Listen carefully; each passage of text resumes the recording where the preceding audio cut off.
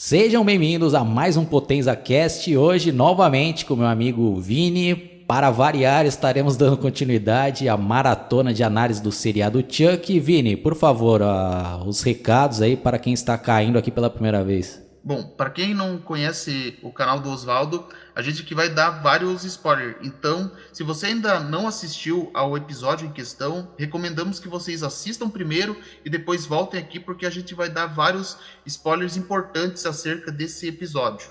Então, pode mandar ver aí, Vini. Bom, o episódio já começa com Andy Barclay e sua irmã adotiva Kyle na cidade de Charleston, Carolina do Sul, onde eles estão sob o disfarce de pessoal lá do censo, lá que faz umas perguntas acerca lá de quantas pessoas tem na casa, enfim. Daí, essa cena eu já achei bem curiosa a forma como eles estão trabalhando ali, né, sobre esse disfarce, porque a Kyle, ela tá procurando agir assim mais naturalmente para manter o disfarce, enquanto que o Andy já demonstra uma atitude mais assim impulsiva, né? Porque tanto que ele já é curto e grosso nas perguntas lá, né? Já tá perguntando se eles tinham um determinado boneco, né? E eles usam esse pretexto para justificar assim quanto os habitantes na casa, para dizer que também estão contando os brinquedos. Daí a menininha lá em questão, que eles não falam o nome porque é só uma figurante mesmo, né? Daí ela pega todos os brinquedos, daí eles perguntam, mas é todos eles aí? E daí que ela fala, ah não, tá faltando o Charlie, né? Daí a gente vê lá que é o boneco lá, né? Outro Chuck. E um detalhe curioso é que esse boneco é um daqueles lá do culto de Chuck, que tava com a mão derretida. E quando o Andy já vê ele ali, ele já fica com sangue no olho ali pra dar fim no boneco. E ele já tá com a faca lá, né? Falando lá que você me forçou a fazer isso, Andy. Daí que ele já vai lá e detona lá o boneco, né? E claro, os pais da menina a princípio já ficam espantados, né? Porque pensam que tá apontando arma para eles e depois já mostra lá os dois lá atirando lá no Chuck lá, que eu achei essa cena sensacional e eles já tem que correr a todo vapor. O que você achou dessa introdução do episódio com o Andy e a Kyle, Oswaldo? Eu achei bem legal essa introdução e reintrodução, né, desses dois personagens, e eu tô curtindo também a abordagem do Andy adulto, né, que já se transformou num cara totalmente traumatizado e até com uma cara ali meio de psicopata também, sem paciência nenhuma. Pô, verdade, é. Porque o Andy ele passou por muita coisa, então é justificável, né, que ele tenha essa postura aí, né, porque afinal é um trauma que ele carrega desde que ele era uma criança inocente, na verdade, mais precisamente a mesma idade que essa menina aí em questão. E uma coisa que eu achei também legal dessa introdução, Oswaldo, é que, tipo, logo que eu dei corte, ele já mostra lá uns flashes do Brinquedo Assassino 2, justamente para contextualizar quem que são eles, né, para para o pessoal que não acompanhou, né, ou que não se recorda, já pega cenas lá do segundo filme para explicar quem que são eles. Eu achei legal isso daí. O que você achou, Oswaldo, dessa colocar essas cenas dos personagens? É bom, principalmente para quem não assistiu os filmes originais, né? Que tem muita gente que tá conhecendo o Chuck por esse seriado, né? Então desperta até a curiosidade depois pro pessoal assistir os filmes clássicos, né? Aí tem umas cenas também bem legais ali, né? Dos diálogos ali entre o Andy e a Kyle no carro, né? Que ele até cita ali a escola militar, né? O Vini, você mesmo até me falou em off aí de algo curioso, né? Que ele comenta ali sobre uma cena que foi deletada, né, o Vini, do Brinquedo Assassino 3. Isso, porque assim, nessa cena, a Kyle questiona ali o Andy por que ele tinha mantido guardada aquela cabeça lá do Chuck, lá, né, conforme a gente tinha visto no clube de Chuck. Daí ele falou lá que uma das coisas que ele aprendeu na escola militar é que você tem que conhecer o seu inimigo. E isso daí é uma cena que foi deletada lá do terceiro filme, que é quando o Andy Barclay, ele tava durante uma aula lá que a professora estava citando o exemplo de Napoleão, que ele tinha subestimado o inimigo, e aí, quando eu vi essa cena, eu já associei as duas coisas, que ele tinha aprendido nessa aula que você não deve subestimar o seu inimigo, e ele levou esse ensinamento para a vida toda com relação ao Chuck, né, que ele tinha usado, na verdade, essa cabeça, de certa forma, para não só torturar ele, mas também para, de certa forma, obter informação, para descobrir mais coisas ali sobre o Chuck. E é por isso que eu acho que é genial o Andy Barclay na franquia, para você ver, ó, por tudo que ele passou durante toda a sua vida, ele agora estava disposto a detonar o seu inimigo, e para isso ele quis saber mais sobre ele, né? Tudo, tipo, conhecer bem o inimigo para poder assim combater ele. Isso que é sensacional. Bom, pelo menos a história do Andy Barclay não foi deturpada, então temos que até dar os parabéns para o Don Mancini, né, que infelizmente ele deturpou a história do Chuck, né, quem já está acostumado aqui com as nossas análises, a gente está sempre batendo nessa tecla, mas pelo menos a história do Andy Barclay está sendo respeitada, né, e está até sendo legal todas as referências, né? Tanto que ele até citou já mais de uma vez que ele fez ali a escola militar. Eu acho que até poderia dar mais informações do que ele passou ali, né? Durante esse período aí, né? Pós a escola militar. A gente não sabe se ele foi mesmo pro exército, né? Ou se foi até mesmo para uma guerra, ou se só fez ali os estudos e depois saiu fora. Mas de qualquer forma, ele tem treinamento ali militar, né? Então ele sabe atirar, sabe sobreviver aí em situações de combate, né? Então isso daí já tá ajudando ele bastante, né, Vini? Sim, com certeza. Porque, embora a gente não saiba o que ele passou, né, após se formar na escola militar, o cara ele tem bastante treinamento, né? Ele sabe como sobreviver, né? Porque também, né, a vida dele, se a gente for pensar, se resumiu basicamente nisso, né? Porque logo, desde cedo, né, que a vida dele foi arruinada, então a vida dele se resumiu toda nisso. E, sabe, uma coisa que eu ia gostar que eles mostrassem, assim, tipo, mostra esses flashbacks, se mostrasse até alguma cena do 3, assim, né, de recordação, né, mas infelizmente isso daí com certeza não é possível, porque lá no Brinquedo Assassino 3 ele foi interpretado por outro ator lá, o Justin Roiland, e como tudo leva a crer que o Don Mancini não tem contato com esse ator, ele não pode colocar a cena do 3 porque tem direito de imagem para aquele ator lá, né? Mas quem sabe, né, se um dia ele conseguir a autorização com o ator, eles não coloquem algum flash, né, da Brinquedo Assassino 3 ali na série, por exemplo. Você tocou num ponto interessante, Vini, até pra explicar aí pra galera que não sabe, né? Sempre quando eles vão reutilizar alguma imagem de um filme anterior, eles têm que pegar a autorização dos atores e geralmente tem até que pagar uma quantia por direito de imagem, e a gente não sabe se ele chegou a entrar em contato, né, com esse ator que interpretou o Andy Barclay no 3, e tanto que eu tive até uma ideia aqui, com base no que o Vini já comentou, né, que o Andy Barclay relembra ali os ensinamentos que ele teve na academia militar, e eles poderiam até reaproveitar essa cena que ficou cortada e colocar ali tipo um flashback, né, Vini? Não poderiam ter reutilizado essa cena aí dessa aula? Sim, com certeza, Oswaldo. Eles poderiam muito bem ter reutilizado essa cena nesse flashback ali, enquanto o Andy estava falando, e colocar assim, um flash da professora explicando isso aí. Eu ia achar bem interessante se pegasse uma cena que foi gravada 30 anos, não colocada na edição final e agora devidamente aproveitada para esse episódio, mas infelizmente, né, tem essa questão burocrática do direito de imagem lá do outro ator e infelizmente não foi possível isso, mas que teria ficado bem legal se eles tivessem usado essa cena deletada para esse episódio, ficaria com certeza. Só abrindo um parênteses aqui, né, pro pessoal que... É porque a gente é fanático, né, a gente tá sempre pesquisando bastidores e tudo, então o pessoal pode até estar se perguntando, pô, como vocês sabem dessa cena aí deletada, né? É que na verdade, na época, quando esse filme foi exibido na TV americana, eles exibiram uma versão meio que estendida, né? Então tem cenas que não foram para essa versão que a gente teve acesso aqui no Brasil, né? Então por isso que a gente ficou sabendo, porque postaram aí, né, na internet uma época no YouTube essas cenas que não tem na versão tradicional, né, Vini? Sim, exatamente. Inclusive, né, para quem tiver interesse de ver essas cenas, a gente pode deixar aqui o link delas para vocês conferirem. Tá sem legenda, mas se vocês não tiverem muita dificuldade de entender inglês, é um prato cheio para vocês entenderem melhor do que a gente tá falando. Bom, e já voltando para a trama principal, mostrado lá aquela professora lá de biologia deles sendo presa sob acusação de ter matado lá a diretora, né? Porque parece que ela ia suceder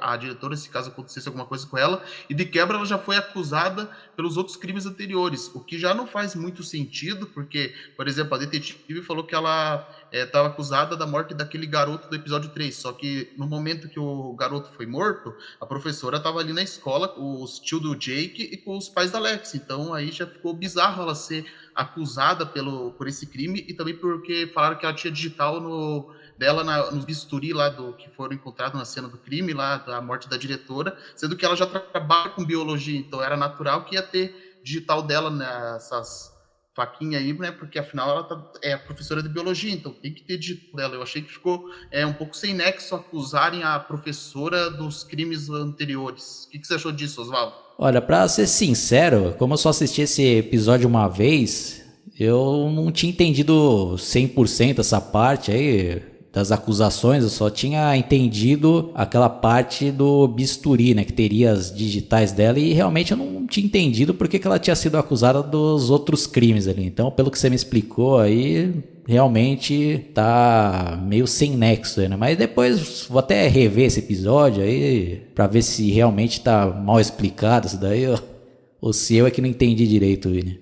E enquanto isso acontecia essa prisão injusta, né, vamos dizer assim, o trio lá já tá preocupado, né, com o Chuck, né, porque eles não estão entendendo o que aconteceu, daí eles falam que tem a desconfiança lá de que o Chuck passou a alma pro Tommy, daí que o Devil, ele sugere que eles procurem Andy Barclay, né, daí o Jake pergunta quem que é ele, daí ele explica, né, que o Andy Barclay foi a primeira pessoa que tinha falado que o Chuck estava vivo, porque pelas buscas dele lá, quando ele foi pesquisar o Charles Lee Ray, sempre acabava indo até o nome Andy Barclay, e isso já é um ponto forte do episódio deles ter que pedir ajuda pro Andy Barclay, né? Que afinal ele é o que conhece bem o Chuck, né? Porque já ficou claro que o trio não tem muito conhecimento do Chuck, na verdade eles sequer têm conhecimento que o Chuck, na verdade, faz tudo isso com magia negra, embora, tá certo que lá no episódio 3 meio que o Chuck explicou ali pro Jake, mas como o Jake tava com outras coisas na cabeça, a gente pode dizer que ele não prestou muita atenção nesse detalhe, então por isso prevalece que eles não têm noção de que o Chuck faz tudo com magia negra. O que você achou disso aí, Oswaldo? Achei boa ideia, e outro destaque aí também é que tá rolando uma química entre esses três personagens aí, né? Estão se tornando bem carismáticos, o Vini, na minha opinião, né? Eu compartilho da mesma opinião que você, eles estão ficando bem carismáticos, eu tô gostando bastante do trio cada episódio que passa, a gente acaba se simpatizando mais com os personagens, se você pensar bem, né? Porque, no começo, assim, no primeiro episódio, quando eu lembro lá, eu não tinha ainda nenhum empatia por eles, mas agora já mudou, eu tô gostando bastante desse trio. Aí na sequência temos as cenas da Tiffany conversando ali com o Chuck, que está possuindo o corpo da Nika, e tem todos aqueles diálogos lá que, pô, não é um negócio que eu curto, mas até conversando em off com o Vini, ele até me chamou ali a atenção para uma reflexão, né? E que realmente eu acho que ele tem razão, né? Que acho que eles estão querendo agradar tanto o pessoal que gosta da trilogia original, com a trama principal desse seriado, né? Que tem até o Chuck ali que relembra mesmo o Chuck versão terror, né, sem piadas exageradas à la Noiva de Chuck, e também agora, né, estão agradando o público que gosta desse Chuck piadista, né, da era ali da Tiffany, que é uma personagem que eu particularmente não gosto, e é basicamente isso daí, né, Vini? Acho que você tem razão, você teve uma boa sacada aí, né? Se quiser falar um pouco mais sobre isso, né? Sim, porque quando eu tava vendo, assim, tanto esse episódio quanto da semana passada, quando coloca essas cenas da Chuck, da Tiffany, a forma como do entrosamento deles, remete bastante ali à noiva de Chuck, sabe? Daí quando eu vejo isso daí, eu fiquei pensando, pô, eu acho que os caras estão tentando agradar, sabe? Tipo assim, o Dom Mancini tem noção que no que diz respeito ao Chuck, ele tem fãs divididos. Aquela parcela que prefere a trilogia original, né, o Chuck de terror, e aquela lá que gosta do Chuck piadista lá da noiva e filho de Chuck. Então, para pensar assim, bom, já que eu tenho dois lados, então vou tentar fazer o possível para agradar tanto um quanto o outro. E é isso que eu tive a impressão quando vejo essa cena do Chuck com o Chuck possuindo a Nika, no caso, com a Jennifer Tilly, porque fica ali uma coisa ali que lembra bastante ali a noiva do Chuck nessas cenas, mas quando tá na trama principal, me lembra muito a trilogia original. Mas, olha, eu pensando por esse lado, assim, até não deixa de ser interessante, porque parece que, digamos que o Dom Mancini foi uma atitude até democrática, né? Ele tá sendo democrático e muito inteligente, né? E você também explicou muito bem aí, teve essa ótima sacada, né? Ele tá querendo agradar as diversas gerações, né? A minha que cresceu ali assistindo os 3 primeiros filmes, né? Que é focado em terror, e tem uma outra geração que conheceu o personagem assistindo A Noiva de Chuck, e tem a imagem do Chuck piadista, né? Daquele entrosamento que ele tem com a noiva, naquelas piadinhas que pra mim não tem graça, mas muita gente acha engraçado, né? Então eu respeito isso daí, né? E tanto que nesse episódio eles já fazem já mais fanservice, né? E fazem até flashback de como o Chuck e a Tiffany conseguiram aquele carro dela ali, né? Pô, aí como a gente tinha comentado ali na análise do episódio anterior, né? Pô, que eu tava achando a Fiona Dorothy interpretando o pai ali como se fosse um cosplay ali, né? Então, nessas cenas aqui eu acho que tá mais engraçado ainda, né? Já não tô ficando com raiva, né? Já tô achando até a bagulho de tão tosqueira, eu dou até risada, né? Porque tá uma paródia, né? Pelo menos eu tô tendo essa visão, né? Dela querendo fazer o papel do pai dela lá, ó, Vini. Qual que é a sua visão, hein? Sim, eu também achei que ficou uma tosqueira, principalmente porque nesse episódio é mostrado na luz do dia. O da semana passada ainda tinha umas luzes vermelhas que dava pra, né, dar uma disfarçada tanto, né? Mas aqui eu vejo ali que o nariz falso que ela usa e o queixo ficou um pouco desproporcional com ela. Eu acho que pra essa cena ficar um pouco mais convincente, era melhor que ela tivesse usado o óculos escuro, porque dá pra ver a testa dela, que é feminina, tudo, né? E no geral, esse flashback, Oswaldo, eu achei que ele é um tipo de flashback que agrada mais quem é fã da noiva de Chuck, porque eu não vejo, assim, necessidade de mostrar como eles adquiriram aquele carro ali da Tiffany, por exemplo, né? O máximo que eu achei interessante desse flashback é mostrar o Charles Lee Ray lá, lendo um livro de magia negra, já mostrando o seu interesse pela prática, no caso, né? E eu achei também que essa cena ficou um pouco estranha, porque na hora lá que eles matam o cara que eles iam comprar o carro, o cara ainda pergunta, fala que custa $1.000 mesmo com a garganta cortada. Quer dizer, pelo menos eu tive a impressão que ele falou isso mesmo tendo acabado de ser degolado. Eu achei que ficou um pouco tosco isso. Você tinha reparado nesse detalhe, Oswaldo? Não tinha reparado, mas quando eu for rever, eu vou até ver isso dele. Mas, pô, também refletindo aqui, né, Vini? Pô, o cara quer agradar os dois públicos, mas fica estranho, né, pô? Começou ali numa pegada bem terror, aí depois do nada já vira um negócio escancarado aí, levado pra comédia, e esse flashback então aí chega até a ser meio vergonhoso e não dá pra levar a sério, né? Parece até que é a Xuxa interpretando o papel de moleque lá, quem é da minha época aí vai lembrar dos filmes dos Trapalhões que ela interpretava a moleque lá. Então tá aparecendo aqui, né? Ainda mais como o Vini mesmo frisou aí, né? Pô, a luz do dia ali tá na cara que é a filha dele. Então dá pra levar a sério isso daí, né? Então fica um contraste muito grande aí, né? Acho que é desnecessário, né? Mas, repetindo aqui, né? Apenas minha opinião. Vini, pode prosseguir. E depois a gente já mostra para uma das cenas mais intensas desse episódio, que eu posso dizer assim, lá da Bri contando lá pro Logan e pro Júnior que ela tá com câncer em estágio avançado e um pouco tempo de vida, né? Melhor dizendo, que ela vai acabar morrendo fatalmente.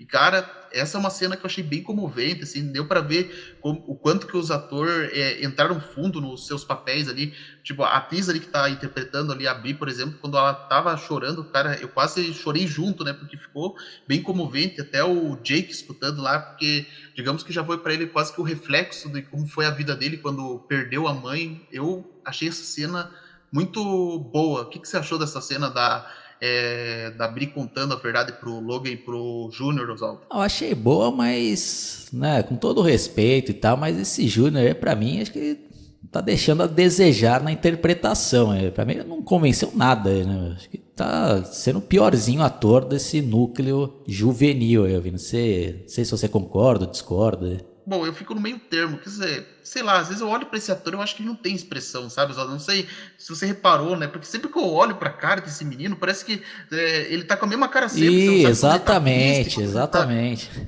Tipo, você não sabe quando ele tá triste, quando ele tá feliz, quando que ele tá nervoso, né? Sabe? Eu tenho que concordar com você. A performance desse ator é questionável. Mas eu dou um ponto forte assim, para essa cena da comoção mesmo pro Devon Sawa e pra a atriz ali que faz a Bri. Porque eles, assim, que eu acho que deixaram a cena bem comovente. Sim, até o Jake ali que tá escutando ali meio que escondido, a atuação dele tá melhor ali, né? Parece que ele mesmo tá tendo bem mais emoção do que esse Júnior ali, né? É a interpretação fraquíssima, eu, Vini. Até a parte que ele vai tentar chorar ali, dá pra ver que tá meio... A atuação não tá muito boa, não, Vini. Pois é, Oswaldo, concordo com você. Bom, enfim, daí já na próxima cena, mostra lá a Tiffany e o Chuck barra Nika, vou chamar assim, né, jogando pôquer. Só que nessa cena aí, que eu esqueci de citar que na última cena, né, anterior, né, quando eles estavam conversando, mais uma vez teve aquela recaída que voltou a ser a consciência da Nika. E ela tenta, assim, enganar a Tiffany e tal, só que daí a Tiffany já demonstra uma certa desconfiança, né, e depois ela confirma, né, chama ela de Nika, porque daí ela explica, olha, porque a Tiffany não é burra, né, ela sabe tudo do Chuck, né, fala assim, o Chuck nunca roeu as unhas, e eu dei uma facada na tua perna e você não sentiu nada, então já revela que ela sabe, né? Daí ela tenta meio que persuadir a Nika ali, falando que tem mais interesse nela do que no Chuck, né? Mas assim, tipo, eu vi gente falando que ela tá como se ela estivesse falando a verdade, que tivesse interesse na Nika, mas para mim, claramente, aquilo ali foi um blefe dela lá, né? Pra tentar mexer com o psicológico da Nika e depois dar uma frigideirada lá na panela dela, na cabeça dela, para fazer ela desacordar, né? E daí depois já mostrando lá que ela vai comprar, a Tiffany tinha comprado justamente a casa que era do Charles Lee Ray lá na infância dele, lá, conforme foi mostrado nos flashbacks desse episódio anterior, que já fica até interessante, curioso, por que será que ela comprou aquela casa, né? Será que a intenção dela é morar ali com ele, na antiga casa dele? Eu fiquei me perguntando por que ela quis comprar a casa que o Chuck viveu na infância dele. O que você achou dessa cena aí, Oswaldo? Não, mas só fazendo um contraponto aí, Vini, eu tive uma outra visão. Eu acho que a Tiffany pode até ter um interesse mesmo na Nika, porque, querendo ou não, né, apesar do Chuck estar possuindo ali o corpo da Nika, mas ela tá fazendo sexo com o corpo de uma mulher lá, né? Então ela curte isso daí também, né? Então, de repente, pode até estar, como ela mesma falou, gostando até mais dela, porque meio que tratar ela como se fosse, sei lá, um brinquedo sexual dela, né? Porque o Chuck ela não consegue dominar, né? Pra fazer todas as vontades dela, mas a Nika pode ser que ela consiga, né? Então, até um outro tipo de terror aí pode ser abordado nessa série aí, né? Tá levando ela ali um cárcere privado, né, Vini? Sim, realmente, isso aí que você falou é interessante. Pode ser exatamente isso, né? Tipo, ela desenvolveu uma obsessão ali pela Nika. Inclusive, muita gente até comparou que essa obsessão que ela tá desenvolvendo pela Nika é quase igual à do Charles Lee Ray pela mãe dela, né? Então, faz sentido isso que você falou, Oswaldo. Bom, daí depois na sequência, né, já mostra lá o trio lá tentando contatar o Andy Barclay, né? Eles até procuram eles nas redes sociais, só que ele não tem nenhuma, e a única informação que eles encontram dele é que ele tinha fugido lá do sanatório cerca de 2 semanas atrás, então agora a gente sabe que, na verdade, ele não é que a Kyle tirou ele, eu pensei assim, que a Kyle tinha tirado ele, mas na verdade ele tinha fugido de lá, né? E eu achei, daí depois já vai lá, né, o Júnior vai conversar lá com a Alex, daí ele acaba terminando com ela, porque aquilo lá, né, que ele não entende porque ela tá se distanciando dele, né, e então ele acaba terminando o namoro com ela. Para alguns isso aí foi um motivo de alegria, para mim também, né, não faz diferença também esse casal, né, mas para mim parecia que a Alex até gostava um pouco dele ali, não sei, né, mas enfim, daí depois já, enquanto isso, né, o Jake e o Devon lá fazendo a busca lá pro Andy Barclay, né? Daí o Jake se liga de um detalhe, né? Que ele fala assim, peraí, onde que fica o sanatório Arrowgate? Ele fala que é em Rhode Island. Daí que o Jake lembra, pô, eu recebi uma ligação de Rhode Island, se não me engano, há um mês atrás. Daí que ele se dá conta que quem tinha ligado para ele era o Andy Barclay. Então aqui tá a confirmação de para quem tinha ainda a dúvida, quem tinha ligado pro Jake naquela outra vez era o Andy Barclay. E aí que já a cena que eu gostei, que eu cheguei a mandar pro Oswaldo em off, né, mas ele não quis ver antes de assistir o episódio, que você fez bem até, Oswaldo, que é a cena, né, do primeiro contato do Jake, quer dizer, do Jake e do Devon com o Andy Barclay e a Kyle. Eu gostei dessa cena deles dialogando. O que você achou dessa cena aí, Oswaldo? Não, eu curti sim, Vini. Que finalmente teve agora o encontro das diferentes gerações da franquia, né? Aí temos as cenas da Tiffany comprando a casa que era de quem mesmo, Vini? Era a casa do Chuck quando ele era criança. Daí depois, né, na cena seguinte já corta lá pra abrir pro Júnior, né, que ela tá indo consultar lá o terapeuta, a terapeuta dela lá no caso, né, e ela explica, né, que a decisão que ela tomou, né, que ela falou a verdade e que ela estava disposta a aproveitar o tempo de vida que lhe restava, né, e ela, tipo, é uma cena assim que ela estava determinada mesmo, né, a isso, né, que ela nem ia se submeter ao agressivo tratamento da quimioterapia lá, e depois já corta lá para ela lá no corredor, né, daí os caras deixam um ritmo até lento da cena, porque já para ter certeza que ia acontecer com ela, né, porque daí, como eu imaginei assim que ia acontecer, eu tinha certeza que o Chuck ia antecipar a morte dela lá, que ele empurra lá um carrinho cheio de arquivo e ela acaba caindo da janela. E eu vou dizer, Oswaldo, tipo, a morte dela, assim, narrativamente falando, eu achei que foi comovente, né?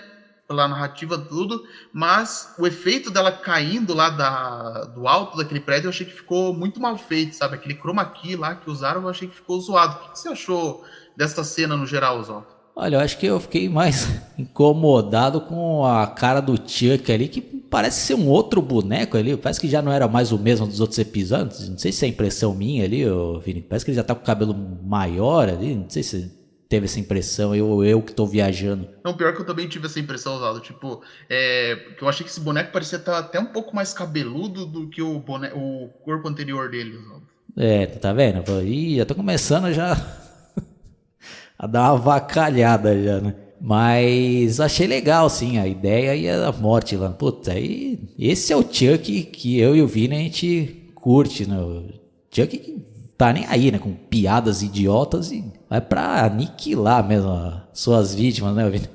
E acaba até tendo um tipo de humor que eu acho engraçado, né? Que é um humor involuntário, né? Com situações até de tão absurdas, até tem um certo humor negro ali, né? Pô, esse Júnior, o cara já passando por vários perrengues, sabe ali da notícia que a mãe tem um câncer ali gravíssimo e logo na sequência o corpo da mãe cai ali, né? No carro onde ele tá, né? Com a cara ainda pro vidro e ele olhando, né? Puta que pariu.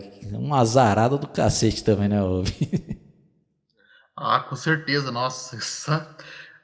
Foi. O cara é muito azarado mesmo. Não, e isso aí daí também reforça agora, esse fato na vida dele agora reforça aquela teoria de que ele vai acabar virando o vilão da série, né? Porque, pô, o cara já tem todo aquele abalo lá do pai fazendo pressão pra ele. Alex praticamente deixou ele, na visão dele, deixou ele de lado pra andar com o Jake e com o Devon. E agora acontece esse negócio da mãe dele ter morrido, então o cara vai virar um provável psicopata agora, porque o psicológico dele agora tá definitivamente abalado, né? Depois desse incidente ocorrido aí. Eu tô de prova e tá gravado aí que o Vini realmente tinha essa teoria e parece que ele tá acertando aí, né? Não, aí na sequência, né, temos outras cenas legais ali, né, que o trio ali tenta fazer várias armadilhas, né, para capturar o Chuck na casa do Jake, né, Vini? Fala mais detalhes aí. Isso, que o Devon, ele tava assistindo o filme Cabo do Medo, daí ele vê lá as armadilhas lá do filme e ele resolve fazer tudo igualzinho, né? Inclusive nessa cena até tem outro lá, né, um diálogo dele com a mãe dele, né, daí que a mãe dele já, ao contrário do pai lá do Jake, que não aceitava o fato de ele ser homossexual, a mãe dele já se mostra mais compreensiva, e também, quando eu vi essa cena, eu já imaginei que ia dar ruim para um deles ali, né, porque quando mostra uma cena assim, comovente demais, é que vai dar ruim para um dos lados, e eles fazem lá tudo, armadilha, né, inclusive porque eles aproveitaram para usar a casa do Jake lá pela armadilha por causa do seguinte, né, porque quando o Jake tava falando com o Ed Barker, que ele tava falando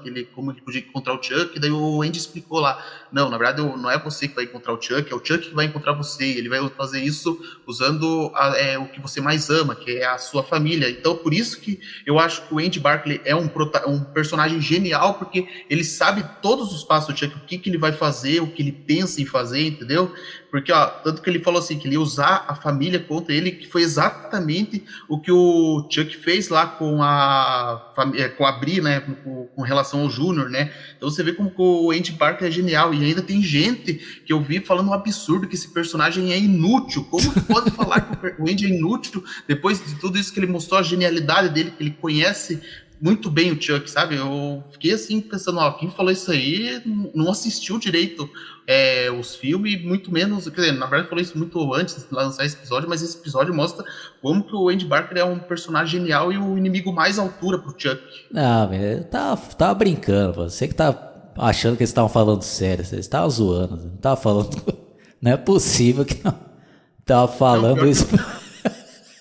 Pois não, não, e aí que detalhe, que quem falou isso, Oswaldo, é daqueles lá que são fanáticos pela noiva e filho de Chuck, pra você ter uma noção, tipo, os caras daqueles que Team Tiffany, né, no caso, né, então os Sim. caras falando, né, mas eu espero de verdade que tenha falado esse absurdo Andy Barclay tenha zoado, porque, pelo amor de Deus, depois desse episódio que mostrou tudo que o Andy Barclay, o quanto que ele sabe tudo do Chuck, falar que ele é inútil, pelo amor de Deus, essa pessoa aí não é fã de verdade da franquia, né, mesmo preferindo a noiva e filho de Chuck, não pode ser chamado de filho para falar um absurdo desse? Calma, Vini. Não, desculpa, mas é que. Não, acho que vamos cortar essa parte aí que eu acho que é melhor, não. Pode, vai que apareça alguém lá assistindo e fica ofendido, né? Ah, deixa, Vini. Não precisa cortar, não. A gente não tá ofendendo ninguém aqui, né? A gente tá sendo É espontâneo, verdade.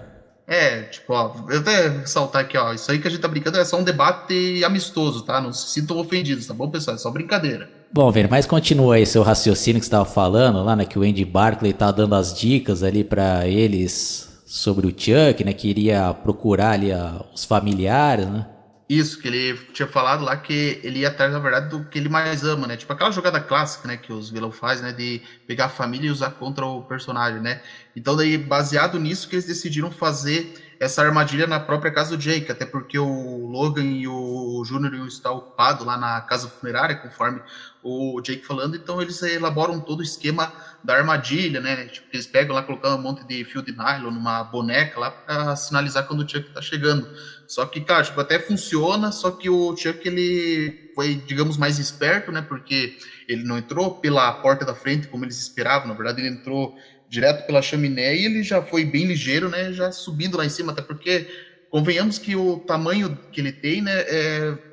Acaba sendo mais útil para ele nessas horas, né? Porque daí ele consegue ser mais rápido, né? Daí ele acaba encurralando o Alex, e aí que você vê o quão FDP o Chuck é, porque ele fala assim, ó, eu deixo você viva com a condição de que você mata o Jake. Então, ó, para quem ainda não estava convencido que o Chuck ele é manipulador, ó, tá aí a prova aí, ó, que ele não estava se importando, nunca se importou com o Jake, ele só estava querendo tirar vantagem da situação, que agora ele tá tentando fazer a mesma coisa ali com o Alex, né? Mas só que, claro, que o Alex tá fingindo que concorda, né? Porque estão se preparando ali para surrar ali o Chuck, né? Só que o Chuck foi mais rápido, né? Já passou a faca, né? O que, na verdade, analisando essa cena, você fica pensando, pô, não era tão difícil deles abater o Chuck, mas eles acabam fazendo um monte de vacilo, né? Porque o Chuck já foge, né? Embora o Devil até tenha contido ele com aquele negócio de dar choque, só que estavam com a faca porque já não aproveitaram para matar ele, né? Então o Chuck acabou sendo mais ligeiro e é isso, né? O que você achou dessa cena aí no geral, Oswaldo?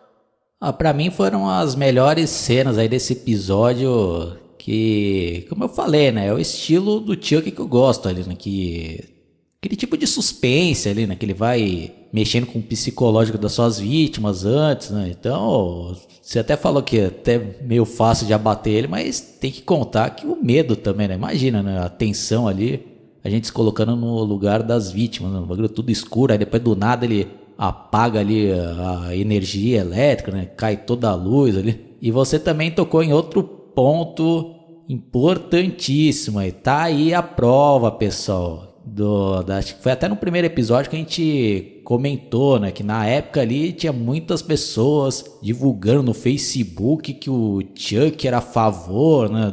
Do Jake, que ele era defendendo a causa dos homossexuais. Olha lá, tá defendendo e agora mandando matar ele, né, ô Vini? Pois é, exatamente. Não sei, o pessoal ainda tava falando aquele negócio lá, mas não, o Chuck não se importa com ninguém. Para ele não faz diferença se a pessoa é homossexual ou não é, não. Ele espalhar o caos ali já deu. Ó, primeiro ele fala assim que se importa com o Jake, daí aqui ele manda matar ele. Daí alguns falam ali, ah, não, mas é porque ele tá com raiva dele. Não, que raiva, não tem nada a ver com que ele tá com raiva. Ele tá fazendo isso porque ele é um FDP nato mesmo. Tanto, ó, ele fala, antigamente ele falava que matava quem merecia morrer, e a tia do Jake, por exemplo, era uma pessoa que merecia morrer, ela nem era ruim. Como é que vocês vão falar, por exemplo, que ele acreditar no papo que ele mata só quem merece morrer, sendo que aquilo lá era só manipulação dele, né?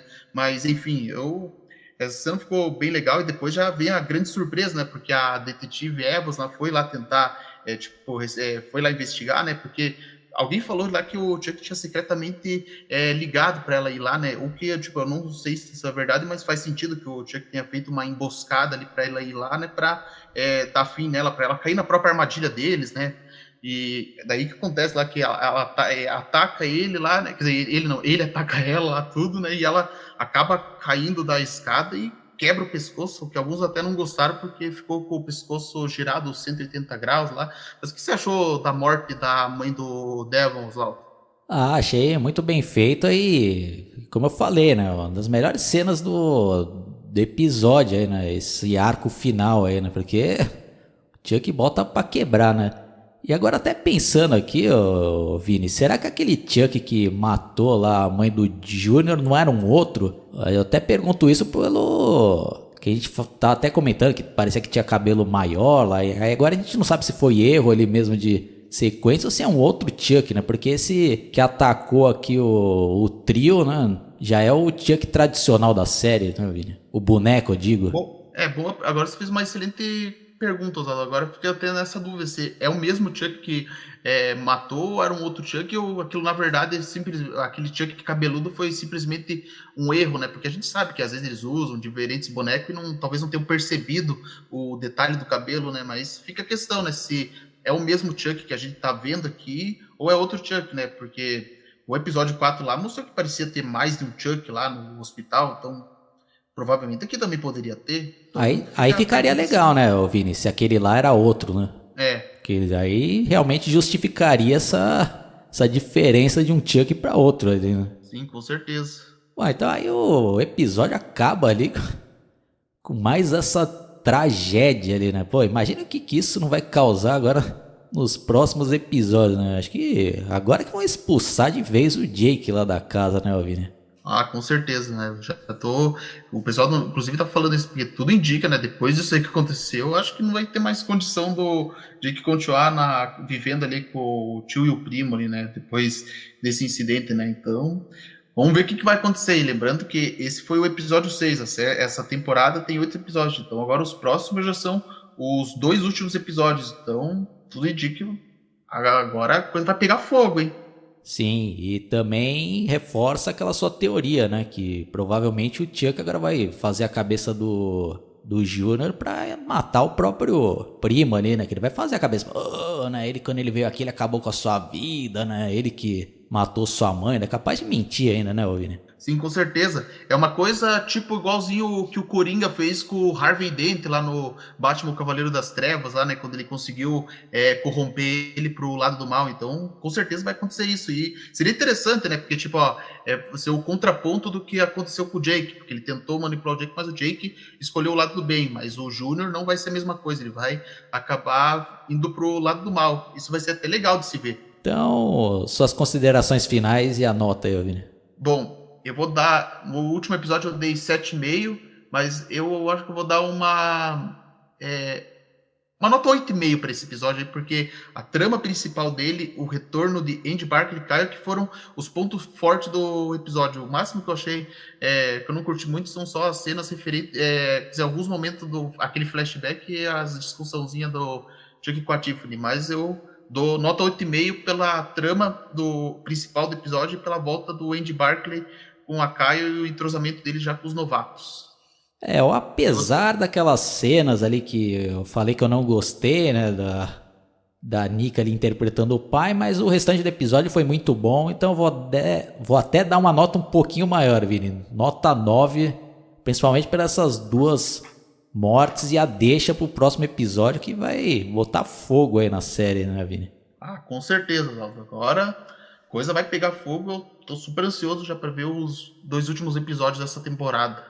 Agora a gente vai ler as mensagens que a gente recebeu na nossa última análise. Vini, por favor, leia a primeira aí. Bom, Michael Reiner comentou aqui: eu respeitosamente discordo da opinião de vocês sobre a caracterização da Fiona Dorff como Charles jovem. Até gostei, risos. Eu não percebi que foi uma mulher que estava interpretando até ver um tweet do Don Mancini mostrando uma cena dos bastidores. Achei uma boa homenagem ao Brad Dourif ver sua filha interpretando seu personagem de maior destaque. O que você achou aí desse que ele falou, o Michael Reiner falou, Oswaldo? Vini, eu sempre acho interessante ouvir opiniões diferentes da minha, e ele escreveu aqui de maneira respeitosa e tá tudo bem, né? Ele expôs aqui a opinião dele, que é diferente da nossa, então tá aí registrado, né, Vini? Então a próxima aqui é do Otto Figueiroa. Comentário específico. Acho que o Chuck, depois de décadas querendo passar a alma para um humano e falhar, a Nika foi a chance que ele teve de voltar a ser humano, mesmo que use o corpo temporariamente. Também penso que a Nika só anda por causa da magia, do poder de Dambalá, mas isso vai de nossa suspensão de descrença. Eu particularmente gosto do Chuck no corpo da Nika, porque é inusitado. Cosplay tosco do Charles Lee Ray, que foi a senha que a gente colocou ali no episódio anterior pra gente saber quem escutou inteiro aí, né, Vini? Então, seus comentários. Bom, eu achei interessante, assim, esse parecer do Otto Figueroa. Então, ó, em parte, sim, eu até compartilho um pouco da opinião dele, porque, assim, eu até, por um lado, é uma coisa inusitada, assim, a Nika possuindo quer dizer, a Nika não, o Chuck possuindo o corpo da Nika, né? E eu acho também interessante, porque pelo menos aqui você vê, né, como que é a performance da Fiona Dourif, que ela sabe distinguir bem, tanto quando possui Chuck, quanto possui a Nika, né? Por esse lado é interessante, mas a questão dele começar a andar, que eu acho que acaba sendo forçado, porque imagine se fosse o contrário, né? Em vez de ela ser paraplégica, fosse uma pessoa que não tem as duas pernas. Então quer dizer que o Chuck, quando possuísse ela, magicamente ia ganhar duas pernas. Daí quando voltasse a Nika, essas pernas, num estalar de dedo, ia desaparecer. Só isso que fica estranho, mas de resto, assim, tipo, ele possuir a Nika, né? Ficar uma coisa inusitada, eu até concordo. Só nessa parte aí dela andar que me incomoda. Bom, aí ele também mandou mais uma mensagem que diz aqui, ó. Eu queria muito que em algum flashback mostrasse o cara que ensinou magia ao Charles. Eu também gostaria, Vini, acho que seria bem interessante, né? Que aquele mestre dele que aparece no... Aí teria que chamar outro ator, né? Mas seria bem legal, Vini. O que você acha? Você acha que seria uma bosta? Na verdade, isso sim é uma coisa que eu ia gostar de que eles mostrassem como ele aprendeu a magia negra e tudo, né? A minha preocupação, na verdade, apenas é por causa daquele amuleto lá que inventaram lá na noiva de Chuck, porque com certeza, quando for fazer uma cena assim, eu imagino que eles vão colocar o mestre falando assim, ó, você tem que usar esse tal amuleto aqui, porque entra em contradição com a cena inicial do primeiro filme, que ele nunca usou esse amuleto, né? Só isso que me preocupa, mas de resto, mostrar como ele aprendeu, né, com a magia negra e tal, isso aí seria bem interessante de mostrar. Infelizmente isso daí a gente tem que aceitar, Vini, porque já deu pra ver que eles não estão ignorando nada da franquia, né? Então, vai ter amuleto, vai ter filho, vai ter Tiffany, vai ter incoerência. Então, né, vai saber o que eles poderiam fazer nesses flashbacks aí, né? Mas se fosse pra fazer um flashback aí naquela pegada mais séria, eu acharia legal. Agora se fosse pra avacalhar ainda mais, aí realmente não acho necessidade, né? Até porque já teve muita avacalhação naquele filho de Chuck lá falando que aprendeu magia, insight, lá, né, como é que chamava mesmo? Um site chamado voodooleigos.com. Como se fosse um bagulho bem fácil, né? Então qualquer um que entra ali, imagine quantos não estariam fazendo magia negra aí, né? Bom, aí a próxima mensagem aí, Vini. Assim, o Vitinho da ZO comentou: na minha opinião, o Chuck verdadeiro é aquela cabeça que o Andy tem guardado, mas tenho dúvidas se a Kyle naquela cena pós-crédito não acabou com a cabeça. Bom, agora com esse episódio a gente já tem a resposta que sim, a Kyle acabou com aquela cabeça e que se ela acabou com aquela cabeça e os Chucks ainda continuam vivos, então esse não... Quer dizer, já não é o Chuck mais verdadeiro. Então, quer dizer, na verdade, qualquer Chuck agora pode ser considerado verdadeiro, né? E não tem um líder, né? Se é assim que a gente podemos falar assim, né? Não tem mais líder, né? Porque eu achava ainda que aquela cabeça seria a chave para muitas coisas, mas como agora ela foi destruída, já sabemos que ela não é o Chuck principal.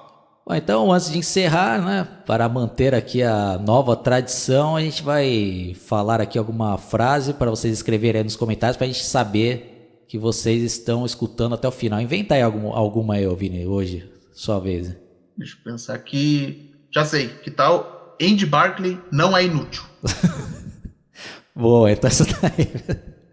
Então é isso daí, pessoal. Espero que vocês tenham curtido mais essa análise. Quem caiu aqui pela primeira vez, dá uma fuçada aí no meu canal. Quem é fã do Chuck tem uma playlist com análises detalhadas de todos os filmes e agora todos os episódios do seriado Chuck. Vini, manda aquele recado aí pro pessoal. E pedimos para vocês deixarem os seus comentários aqui nesse vídeo para a gente ler a análise do episódio 7. E aqui agora um recadinho do Chuck. Posso assistir? Haha! Bate ele, Lexi! Bate ele! Ah!